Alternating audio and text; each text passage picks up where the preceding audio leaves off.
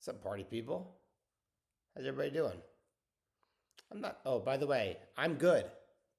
My hand is not broken, and I'm just wearing this for another day or two, and it's almost fully healed. So thank God the atheist didn't have a broken hand. What am I doing here at 5:20 p.m. on a Thursday? My friend brought up SWTX and gave me a little dig, and uh, it made me think about last year and a lot of the ideas I've had on here and things that haven't worked. And it's funny. I think that I could do more with this channel. Again, I don't obviously don't make anything of any of this, and I have no path towards uh, this being a source of revenue for me. I do this for myself, just like I do the Twitter account for myself. But I think I could do more on here about more broader theme stuff and also about past mistakes. The only reason why I haven't done it so far is, well, first of all, I don't really like. I hated doing the live YouTubes. That's why I don't really do them anymore. I don't like to have a schedule or when I decide 3 hours in advance I'm going to do something, and then when the time comes for me to do it, I don't want to do it. Right? I'm actually a pretty big introvert. I don't I don't leave my house a lot. I don't intermingle a lot with other people. It's all through the internet. I don't even like phone calls. And one thing that I haven't been doing in the last 5 years is I thought the point of this would be to have actionable ideas, things that can make money for you or whatever, or at least get feedback for my ideas for myself. So there's no gain in talking about the past or about themes or whatever of the past. Not, again, themes about what's going on with the world or the market or something is, I mean, that's actionable, I guess. But I never thought there was a point of talking about things in the past. But I think I might start doing it a bit differently. I think I might do videos sometimes like this one that, I don't know. If I want to make a video, I'll make a video. I've had a few drinks. I know it's only 5:20, but I start drinking when the market closes at 1. And I got 20 minutes before I have to go out there to see my kids. I mean, I've seen my kids, but to re-see my kids. So if you look at last year, and by far the biggest mistake I made last year, even though it was this, I mean, this is again, in some ways, these kind of videos can be dumb, right? This concept of making a mistake or regret or whatever when you've had a great year. So I mean, that could be a whole nother video. I mean, I could do all sorts of different angles on this. This seems like a dumb humble brag video. I I was up about 100% last year, and I'm now doing a video about this terrible loser I had, which is SWTX, and about why I think it happened and what the mistakes were made, and you know, yada yada yada. And I want to be clear. I understand how dumb that sounds in context of a good year, but for the people, and most of you aren't, but for the people that have known me for, I've been on doing things now on Twitter, I think for like 15 years. I mean, the ups and downs are insane. I mean, you honestly, you can't imagine. I mean, I've had 50% drawdowns. Uh, I mean, I think almost annually for the last 10 years. 50%, 50, you know, or maybe not 50% annually, maybe more like 25% annually, almost like to a T. 50% is not annual, but it's been a really tough 6 years. That's not what this video is about, though. My only point is that this isn't a Humbleberg video about life was great last year, but let me talk about my loser. No, this was a big loser. Like, and there's been a lot of fucked up names I've had since I started this YouTube channel. It's kind of funny. This isn't lost on me at all. I've looked back since BMYRT, which is what started this channel, and of course BMYRT failed like in miserable fashion, and that was like my such a high confident idea that I started doing YouTube videos because of it, right? And if you just go from there on, it's mostly been kind of a dud, right? I mean, I don't know. My biggest pitches on here have been. I mean, obviously, I've made money. I made it since 2023, 2024, and 2025. I'm up 100% each year on average. So it's like a compounding 100% annually. But in 2022, I lost 50%. In 2021, I was up like 30%. In 2020, I was down 20%, I think. But I didn't start the YouTube channel until the end of 2020. So the only thing that I'm responsible for is my disastrous 2022, which I'm sure I pitched lots of ideas in here. I mean, I looked back and saw what the ideas were, and it was things that are weird, like they go up a lot, they go down a lot. Like Groupon would be one, right?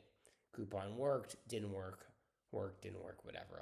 I'd hardly consider Groupon a success. I did make money on it, but it wasn't at all what I thought it was going to be, right? The Tiffany worked, right? That was pretty straightforward. It worked. Twitter worked, you know. But then there were tons of ideas that just didn't work and didn't work bad, you know. And then there were things that worked, but I didn't even I talked on here, but it wasn't very actionable. Like one of my biggest winners was Nordstrom, and that was mostly through options that were weird butterflies and call spreads, and no one put these things on, so nobody made money on Nordstrom from this channel or people that follow me on Twitter. Not that I care, I'm just saying. So the things I was most vocal about, a lot of them just didn't work, you know. And last year, Target Hospitality, Surgery Partners, and SWTX. So, I mean, I could do a whole YouTubes on Target Hospitality. I could do whole YouTubes on Surgery Partners. These were huge. Surgery Partners ended up not losing a lot of money on, but Target Hospitality, I lost a bunch of money on. Traded pretty well, but lots. I could do 20,000 hours on that thing. Again, who knows how much of it is hindsight's 2020. Same thing as SWTX, by the way, and how much of it is a lesson to be learned. I have taken a lot of lessons from Surgery Partners and SWTX. Surgery Partners and Target Hospitality into future squeeze outs and things like that. Even Yext hasn't worked out. That's not even a squeeze out, but it's an MBO, and lost much money on it. I mean, a lot of money already. And when I say a lot of money, by the way, I always am talking in percentage terms, not in absolute dollars. Everybody's dollar matters. It has to do with how much you've lost in your portfolio as a percentage basis. And Yext has been shit. I mean, I started buying it at 880 and 9, and it's 780, and I've lost money on options and stuff. But again, this video is going to be on, I think, on SWTX, because I could do videos on all of these things. But all I want to say is not lost on me that a lot of my great special ideas, because this asshole friend I have was trolling me about it. How if I always just said, this is my lock of the year, this is the one to put your money on, that he would have lost. And if he didn't word it like that, but that's basically what he was saying. And it's interesting to me because in a lot of ways he's right, but in other ways, I mean, I've been on Twitter, at least, not on this channel, of course, because I don't tweet all my ideas. So you guys don't know the whole portfolio or anything. But I'm very transparent, and I size things, absurdly, up until recently, up to over 100% positions, delta adjusted. And somehow I haven't blown the account, and the account's up huge from when I started 20 years ago. So I'm doing something right. But what's weird is that if I look back over the last 4 or 5 years, even with the 3 good years, there's been so many mistakes with these special situations. And in fact, before I get into SWTX, which was the point of this video, because he told me and triggered me so much, was that if I go back to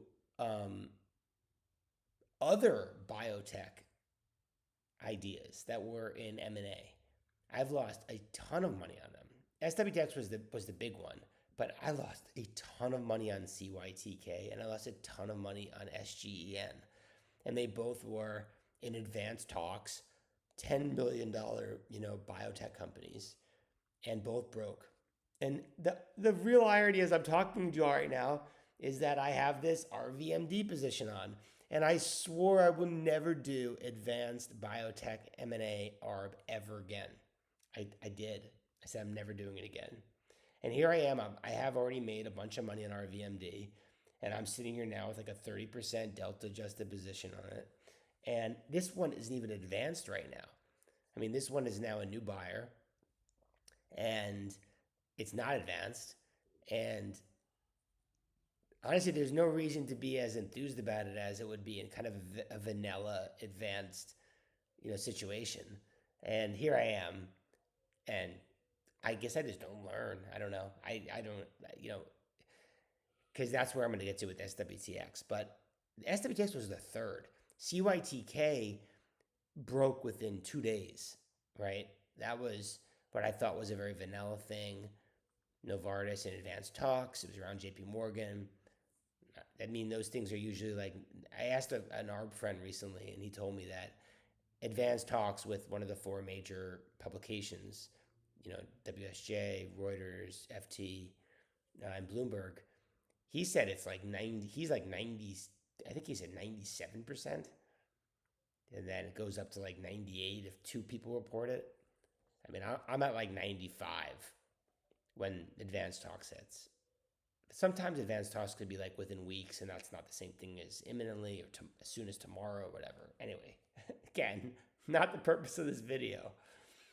But CYTK was a huge loser for me. I sized it up big in those 2 days and wrong. SGN, huge loser. And I'm sure I did videos on them. I don't remember. I know I did on CYTK, but I don't know if I did it on SGN. And SGN ended up getting acquired, 6 months later. But SWTX is that one is like a really interesting mistake. And the problem with that one to me is that it wasn't so much about the timing, which also was wrong, right? It was early February, reported advanced talks, and I bought a bunch of February and March, and I can't even remember when the deal got signed. The deal got signed in April or May, but all my options just expired, worthless, even no matter what the price was. I think the deal got signed after April UpX, but it doesn't even matter. Or was it at April UpX? But most of the options were February and March based on, the advanced talk, Wall Street Journal article. And the mistake that was made there that was so bad was that this company objectively was not a hot biotech in any way, shape, or form, right? It had two different cancer drugs. And the thing that keeps me up at night, how much I fucked this up, was that when I was researching it and made it so big and lost so much money, is I went back to see what the stock did. I always do this, by the way. This is like a good thing to do, in my opinion, is you go back and see what the stock did when the phase 3 read out, when the drug that everybody loves now, was approved, was positive. The phase 2 was positive. And I also see in the chart when the drug was approved. And in this case, for both of these drugs, there was a minimal movement on both the phase 3 readout and even the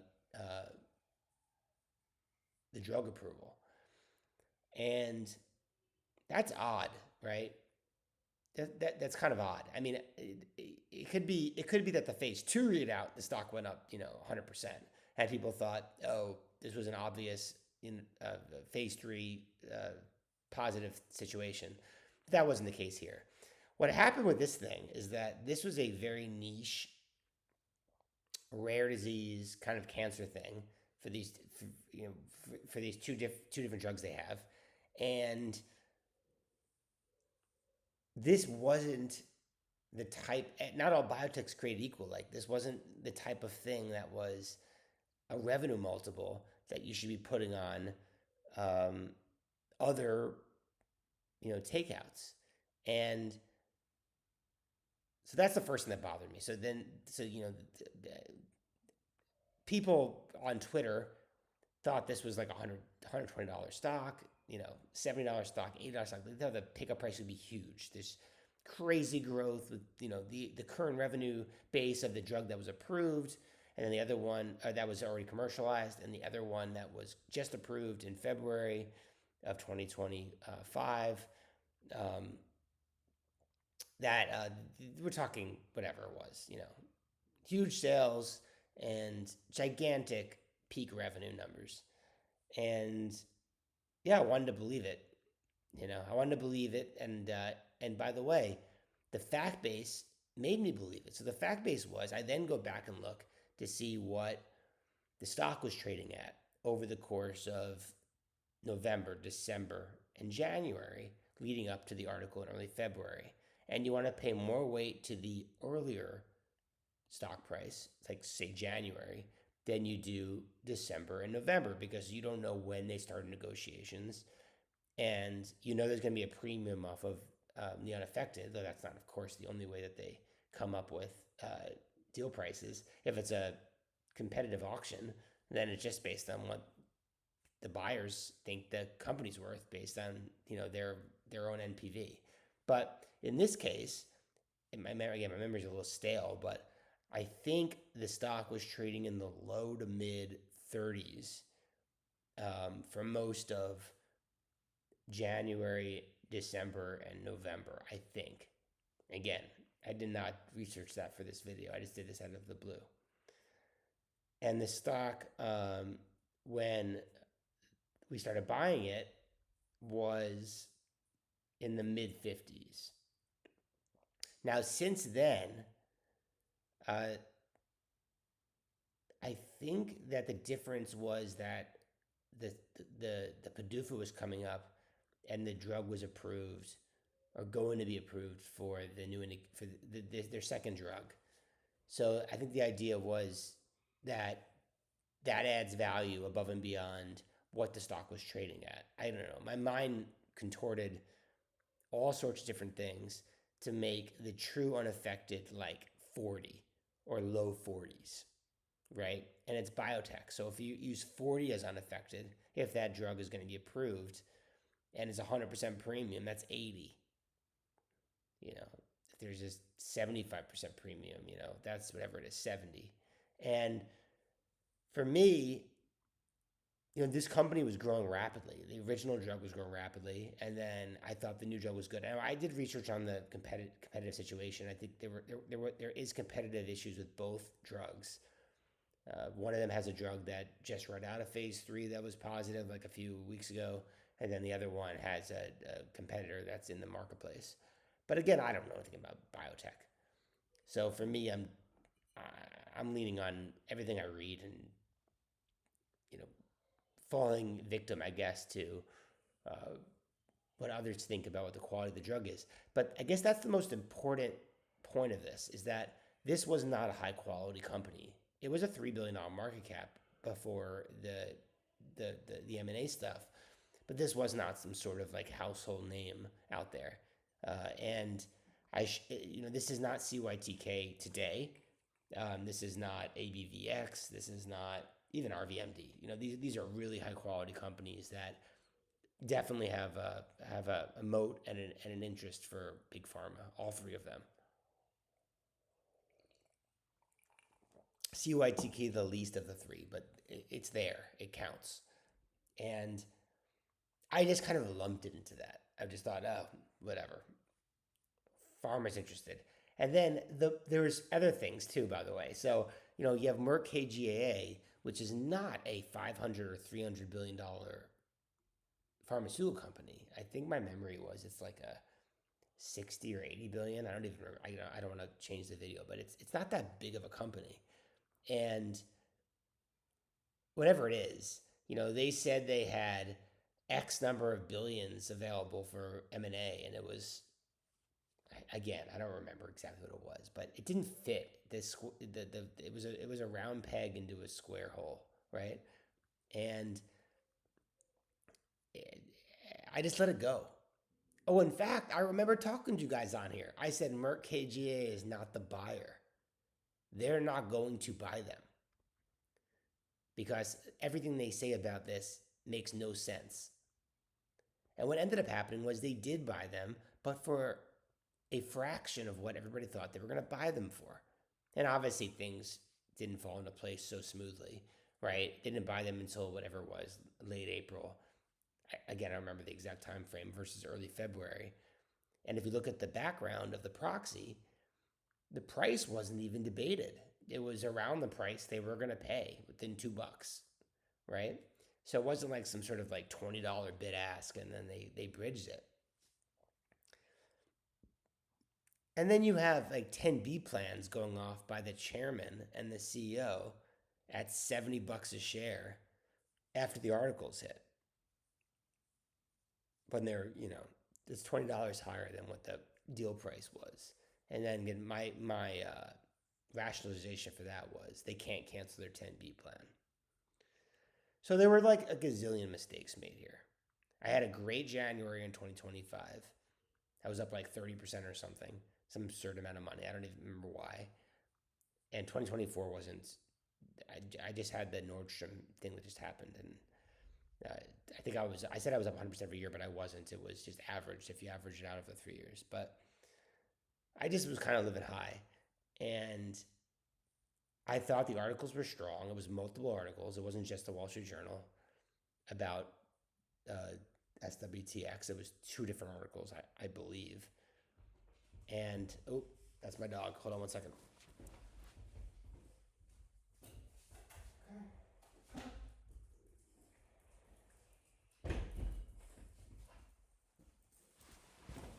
Sorry about that. And I think I thought it was a high probability,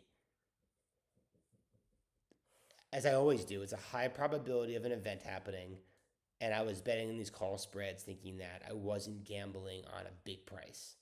I think I wanted like 55, 65 for the most part when the stock was like low 40s at the time. And the stock was like in their 50s when the article came out. 55, 65, and I think 60, 70, I don't know.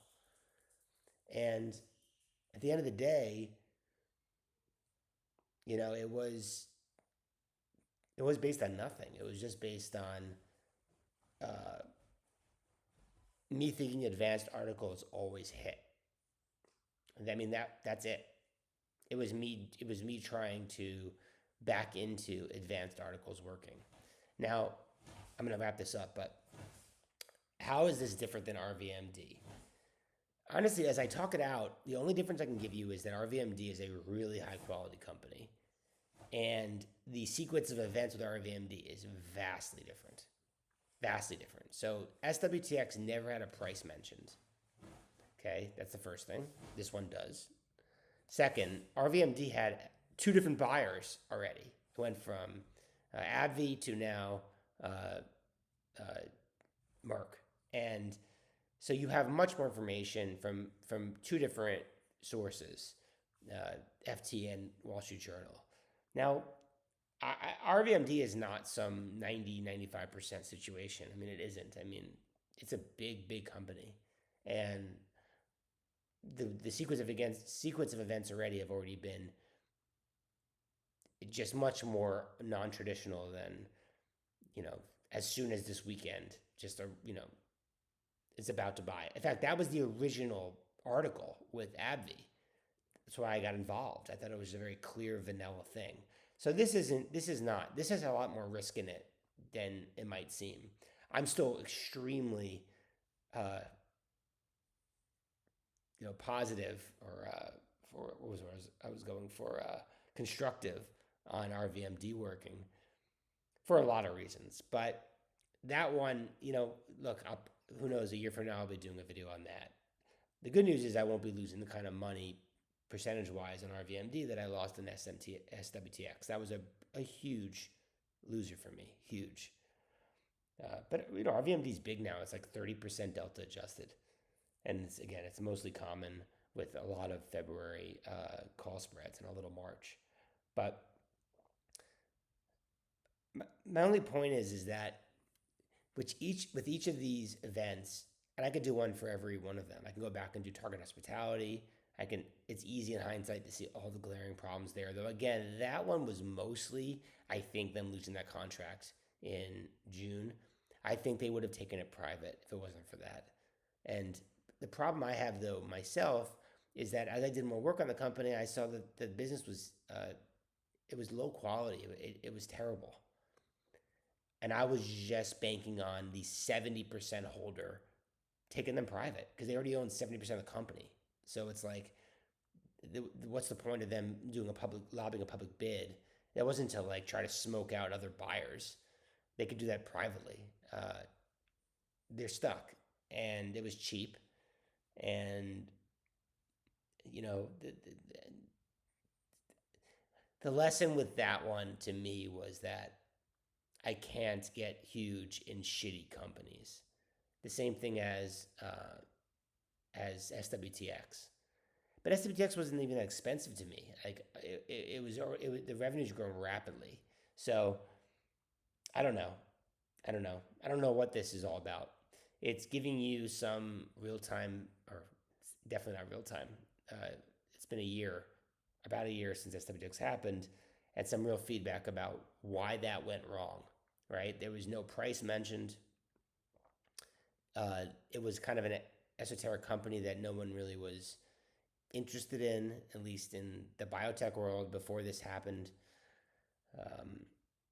Merck KGaA was not a big company, and they publicly said that they weren't going to spend a lot of money in this division of their company. I think they said like low single digit billions or something, and that didn't jive with a $70 stock price for SWTX.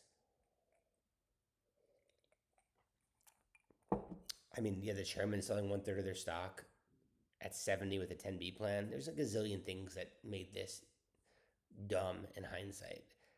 And it's hard to do this hindsight shit because I probably can go back to like things like Wide Open West, right? Wow. I'll end this video soon.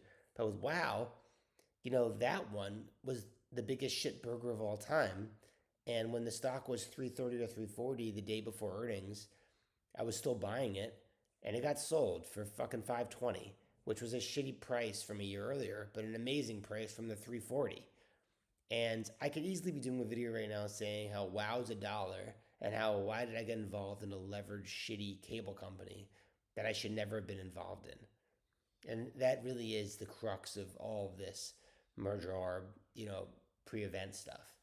And I'm trying to approach this better, where the ideal thing is a company that you think doesn't have much downside after a break. And I have one of those now that I have not disclosed on the YouTube.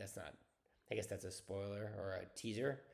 I've owned it for over a month now, but I don't feel the need to disclose it yet. But I think I found one of those. Is it some crazy upside? I don't think so, but I think that there's probably low downside.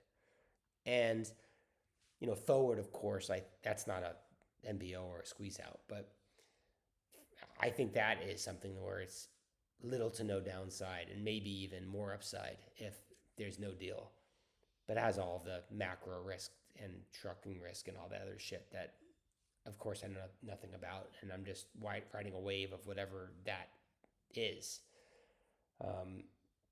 Yext, I don't feel that way about it. I know that's going to go down a lot if it breaks. I don't think it's going to break. I think they are going to take it private or sell it. But if it breaks, yeah, it's going to go to 650. It just is. And then I'm not really sure what the path is, because if they can't get this over the finish line now, I'm not really sure how that happens a year or 2 years from now. So that's that one makes me nervous. Again, that's still a 30% position. I have not sold any X. In fact, I made it bigger. So that's not, I'm not, I'm not trying to talk you out of it. I'm just saying there's real risks there. Uh, yeah, I think that's enough. But the losers make me, the losers keep me up at night more than the winners, right? SWTX was really bad, right? CYTK was really bad. TH was really bad. Um, Lionsgate, LGF, really bad. I ended up making money on it. I'm sure I did lots of YouTubes on that because I was my biggest position. I'm sure I told you all when I sold it all, whatever. But that wasn't smooth or easy. That was terrible. That was a bad idea. Okay. And most of the big ones on here, I think have been kind of bad, which is hilarious to me because the ones that have made me a lot of money are a lot of biotech things. And I honestly, I don't feel comfortable enough to be pitching biotech ideas that I don't know well enough. I just can tell you, like Dawn, it's worked out great, but I don't know enough about it. I can just give you the big picture about it, and that's it, right? The big ideas for me are always going to be squeeze outs, CVRs, uh, and pre-event merger stuff. So, all right, wow, holy shit, that was a long video. Good night or good morning or good afternoon, whatever you decide to. So if you made it to the end of this, you're a super fan. I'll see you guys tomorrow. Bye.